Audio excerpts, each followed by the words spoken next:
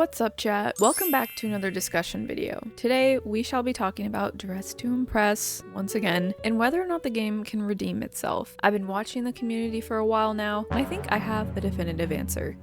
No. But let me explain. A lot of what I'm going to be mentioning are topics that have been brought up in DTI's Discord server since they recently reopened it after a few months. It closed right after the Lady Gaga update controversy, and let me tell you, it has not been pretty. People are rightfully fed up and calling DTI out, which I don't know why DTI thought a couple months was gonna make everybody forget about what happened. Clearly, it didn't. People are very upset, people are calling them out, and everything seems to be going downhill no matter what the mods or devs try to do. So let's talk about that. For those of you who don't know why the server was closed in the first place, it closed during the Lady Gaga controversy, which I will just go over briefly for those of you who are unaware, but you can always watch my DTI downfall video for more context. Basically, the marketing for the Lady Gaga event was extremely misleading, and the devs and mods mishandled the situation entirely. When the community started calling out the devs for being misleading, the DTI team couldn't really handle the situation and instead made passive-aggressive remarks that kept escalating the situation. A former mod spoke up that the team didn't actually care about the community and would constantly talk badly about them. The community kept digging stuff up about the devs and higher-ups in the community, and a lot of allegations were found about the previous community manager, as well as some server moderators that were allowed on the team for far longer than they should have been. Overall,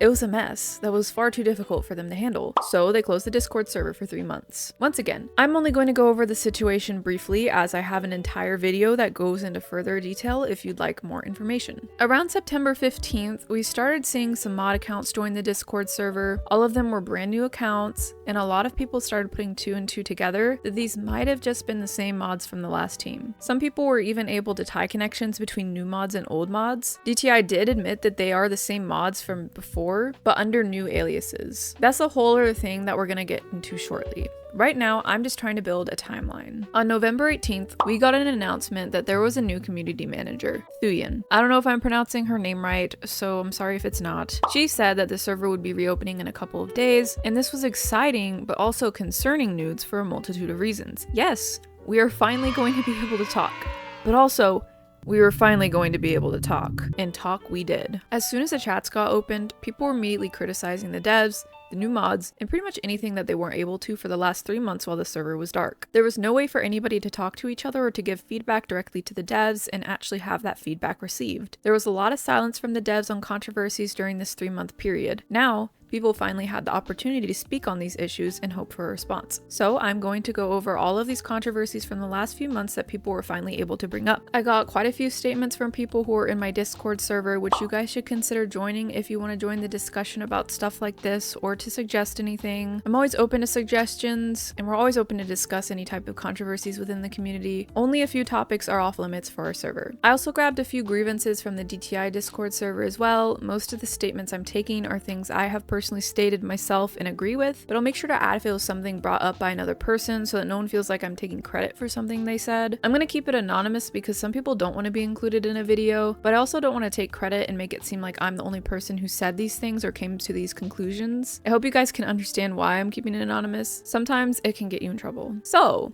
let's address the elephant in the room. The first pillar to fall. The previous community manager. How on earth was she allowed onto the team in the first place? DTI's reasoning was that they didn't have the tools necessary to complete a background check, but this wasn't a good excuse. Considering how large of a Roblox game DTI is, it's almost shocking to learn that they weren't performing background checks on the people on their team. They allowed a person like this into a community that consisted mostly of children. To most, it seemed DTI was not taking enough action to create a safe space for their younger player base. This wasn't the first case of DTI allowing these types of adults to remain either in the game or on their staff team. More information on these allegations can be found in my DTI downfall video. And because these allegations were so severe, DTI had to remove the community manager at the time and decided to shut down the Discord server until they could properly reevaluate their team. This led to a 3-month period where communication efforts from the devs to the community were practically non-existent. We couldn't give the feedback we wanted, nor were we heard by the devs. The Discord server was an easy, fast, and direct way for players to give feedback to the devs on how to make the game better. Now there was only an occasional announcement from the Discord server, and it was mostly behind the Lana account. Quite a few people speculated the devs and higher ups were trying to hide behind this account, since most of them had access to the Lana account. It was also an odd and random change, since previous announcements were always made by a real person's account. During this time where communication went dark, DTI had a couple lackluster updates and controversies. All of these controversies received no response from the devs during this time. Right after the server closed, DTI announced the rework of the B-Plays code item. We all know why the code was reworked, but DTI themselves wouldn't state why. I get it. It's probably hard and embarrassing to admit you had to rework your previous community manager's code item because of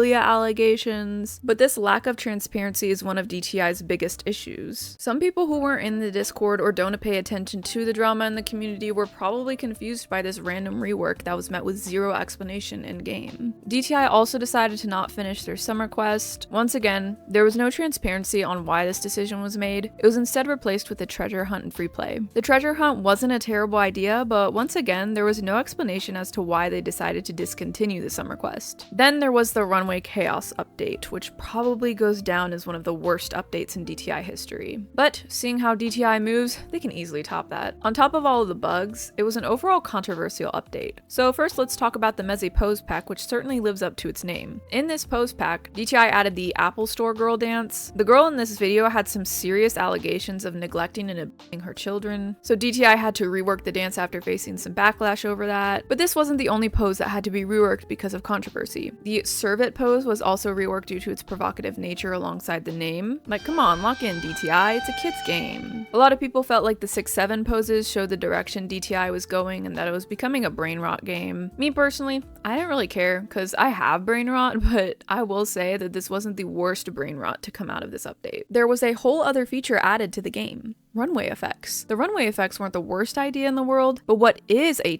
terrible idea is hiding them behind a paywall. Like, what do you mean I have to pay Robux for this shit? And I'm not even joking. You have to pay Robux for literal shit. Who would think we could shit ourselves on the runway in a fashion game before adding saved hair combos? The runway effects is one of those things where it's like, okay, some of it is cool, but who asked for this? I want names. Players have asked for so many things to be implemented into the game that would actually benefit the game, yet so many of those suggestions are ignored. And as an apology, we can make people poop themselves on the runway for the low price of 99 Robux. These runway effects also cause a lot of lag for some players, and they're not very useful to the actual mechanics of the game. Another controversial feature that was added to the game was the copy outfit feature. A majority of the player base did not like this concept whatsoever, and it was yet again another feature hidden behind a paywall. For a game based on expression and creativity, this is just an odd feature to add. Fortunately, DTI did remove this feature, but we cannot confirm why, since they once again did not give us any transparency as to why. Of course, one can say it was removed due to backlash, but some players found an interesting way to use this feature. With this feature, you could copy anyone's face, including any doll makeup they had. Instead of paying 13 USD or more, you can now get the face for the low price of 99 Robux. And I can confirm, I let somebody steal one of my doll faces. Now, this would obviously cause a dip in profits with DTI's doll line, and if we know anything about DTI, you don't mess with their money. The feature was removed within 24 hours of it being added. From experience, DTI is typically never this quick to implement changes or remove things, so this could definitely be considered as a reason why the feature was removed. DTI also released another doll line shortly after the Runway Chaos update. The dolls had been circulating for a few weeks prior to the official announcement,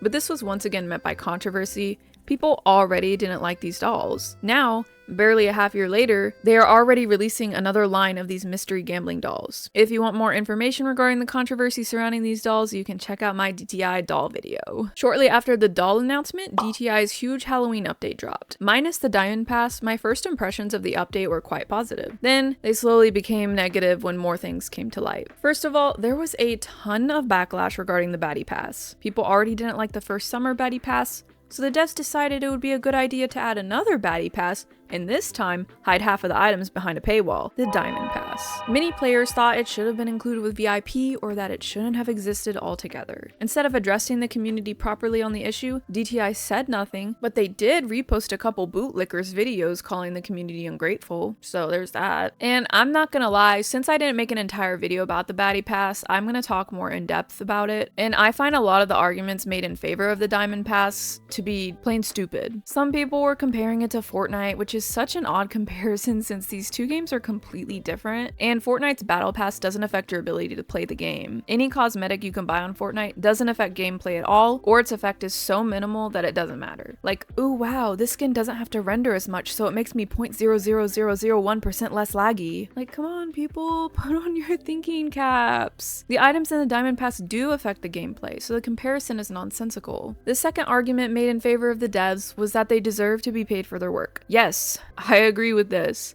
Nobody disagreed with this. This is not what anyone said. I love when people twist someone else's words and base their entire argument off of something that they made up. Besides that, can we really say they deserve to be paid for their work? Because shortly after the controversy with the Baddie Pass, a small designer came forward and called DTI out for allegedly stealing their design. Just look at that comparison. DTI reworked the item very quickly and gave zero explanation as to why, which are we surprised? Unfortunately, this was not the only case we found where DTI outright stole designs.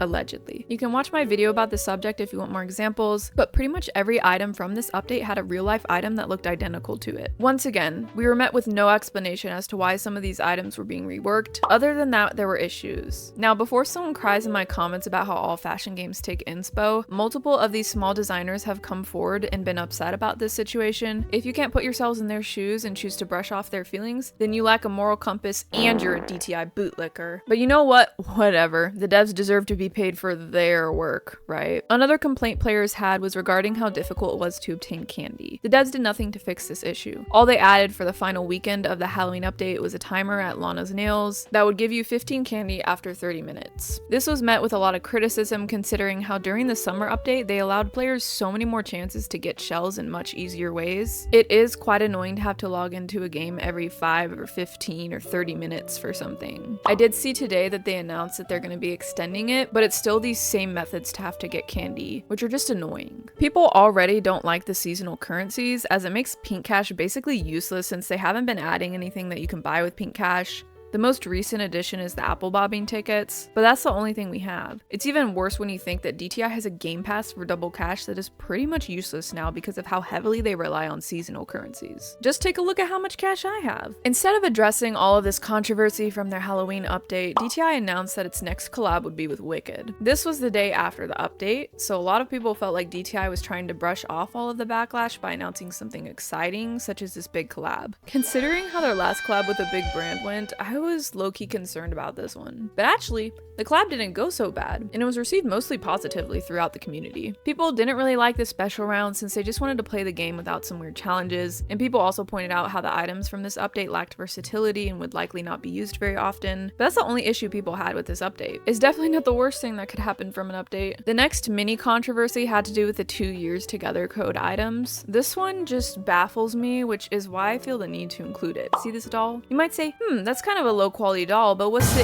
oh my god! Yeah, this was such a massive oversight from the devs. Like seriously, no one tested this doll with a darker skin tone before releasing it to the public. Players brought it up to the devs and they said they would absolutely find a fix for the problem. As of today, when I'm recording this, the 26th of November, it has finally been fixed. But it took them an entire week just to fix her makeup. I saw a lot of positivity towards the devs with the fix on Reddit, but I still find it odd. While it shouldn't have existed in the first place, it took them a week to fix this problem. DTI has been way faster to fix problems in the past. Take for instance the copy outfit feature I mentioned from earlier. Seemingly, the only difference between this problem and those problems was their effect on profits. But that's just my opinion. After this, we got the announcement on our new community manager and then the Discord server reopened. So we are now officially caught up with a timeline of events that occurred between the Lady Gaga event and now, and all of the controversies that were brushed off during this time that were now going to be brought up by players. And the first thing players brought up was the fact that the new mod team was shady. Players were already aware that mods, devs, and even the previous community manager had allegedly talked badly about the community on numerous occasions. Other than account similarities and speculation, nobody truly knew if these were the same moderators that had been bad-mouthing the community from before. But DTI did admit that they were the same mods from before, but had undergone a thorough review to ensure that they would not be problematic. They claimed this This extensive review could not be disclosed, supposedly because of privacy concerns, but all this did was cause more distrust from the community that any action had been taken to investigate the mod team. DTI kept claiming they wished to rebuild trust with the community, but how is the community supposed to trust these mods who were taken from the previous problematic mod team and given a new alias so no one would know if it was a problematic person? Can you truly be transparent when you're hiding behind a fake identity? One user stated, "I feel if you weren't problematic, you wouldn't need a new identity." Players expressed that they thought it would have been a better decision to replace the team entirely. The mods kept pushing blames onto the old mod team, even though they were all from the same problematic mod team they pushed blame onto. There was no real accountability taken by the mods, which caused even more distrust. During the time the server was closed, there was no noticeable progress and development within the team. Nobody could really trust what the staff was saying for obvious reasons. There was no way to build trust when so many things had to be kept from the community, and no accountability was taken for any wrongdoings made during the period where the DTI Discord was closed. Lots of the controversies I mentioned earlier were brought up once the server reopened its chats, and instead of being given answers or explanations, players were met by generic responses and a lot of confidentiality excuses. Accompanied by the 30-minute cooldown, it felt like many discussions were going nowhere as it was met with the same generic responses from the mod team, or that they can't disclose something for confidentiality reasons. Some people thought these generic responses were a little too generic, so they put it through an AI text identifier and were met with a very strong result. Players started to call the mods out for using AI responses, and a few people were muted and warned for inflammatory comments because of these comments calling them out. There has since been no explanation on whether or not they were using AI. People calling out the mods muting people were also being muted, and you can kind of see where this was going. People expressing genuine concerns were being silenced and couldn't give the feedback the devs desperately needed to hear to better their game. Players also accused the devs and mods of not being able to handle criticism. Plenty of people who were criticizing the game or had done so in the past were met with mutes, warnings, bans, or passive-aggressive behavior from the team. I have a bit more information on this statement in my DTI downfall video. Some even speculated that reopening the Discord server was an attempt to save face so more players would come back thinking that the team actually cares about the player base. Like, look guys, we reopened the server. We care so much. Now please, play our game and buy our stuff. DTI couldn't run away from all the controversy that surrounded their game by locking up chats for a few months, but it does appear like an attempt to do so was made. Instead, they had to deal with criticism of everything they had been ignoring and dodging accountability for the last few months. In my opinion, I don't think DTI is able to redeem itself anymore. They keep going down this path of greed, avoid taking accountability for their wrongdoings, and make zero effort to change. The lack of transparency is only getting worse, and players have definitely lost all trust with the team because of all of the mistakes they've made. DTI could redeem itself, but considering the road they've continued to take in the last year, I don't think they're willing to make the necessary changes to do so. That would mean accepting the criticism the community gives them, being more transparent, and not being so greedy. And I mean this with my full heart when I say I truly believe that DTI has become so incredibly greedy within the last year, and even more so in the last few months. The game has felt like such a mess and like no one genuinely cares where it's going. It's no secret that DTI's hype is gone and that the player base has dropped significantly, but it's only going to get lower even faster if they continue to put profits over player satisfaction. I feel like players would be more than willing to support the game if more efforts were made to make the game better. But so far, we haven't really seen any efforts being made to improve the game. Recent features added to the game have mostly been gags, like the runway effects, and this is my chance to beg for a feature to be added to the game that a bunch of people have been asking for. Please, let us save hair combos. In my opinion, one way DTI could improve player happiness would be to fix all of the bugs in the game or things people have had complaints about. It would show that they listen to feedback and work towards solutions to make players happy. Here are some examples I've come up with of things that I would love to see fixed. 1. Item adjustment messes up when saving fits. 2. More coloring options for makeups, such as reworking all of the old eyes to have adjustable skin color, same with the lips, and possibly adding more previews on the makeups for even more customization. 3. Allowing us to favorite items from the seasonal boxes. 4. Some items when toggled won't allow you to switch previews or color the item. 5. Fixing the pattern pockets to allow you to save patterns from them to the top of the list. 6. Possibly allow us to make our own preset pattern pockets. 7. A lot of items still clip weird, so optimizing those buggy items. 8. Make all items take patterns, even the middle parts. All items used to be able to, but now they can't, and it makes recoloring fits harder. 9. Fix saved outfits. I'm gonna try to explain it the best I can, but if an item has a preview that has parts that can take patterns, and not take patterns. When you save the fit and put it back on, it will get rid of the color you choose and make it the generic color of the item. These are just a few suggestions of bugs they should fix or features they should add that would help optimize the game. These are the bugs I notice affect the gameplay the most, but if you have any more that you know of, you can comment them down below. Updates don't have to constantly rely on adding new items. Considering how tired the community is, I think an update focusing on optimization would ease the players. I know it would make me happy to know an attempt was made, and I feel like a lot of players would appreciate it too. It would definitely be a step in the right direction to show that they are listening to feedback and working to fix these issues. It might be wishful thinking for me, unfortunately, but maybe someday they'll care and actually mean it. Anyways, that's all I have to say for this video. Hope this gave you all some insight about what's going on in the community. As I always say, stay informed and stay safe, and I'll see you in the next video.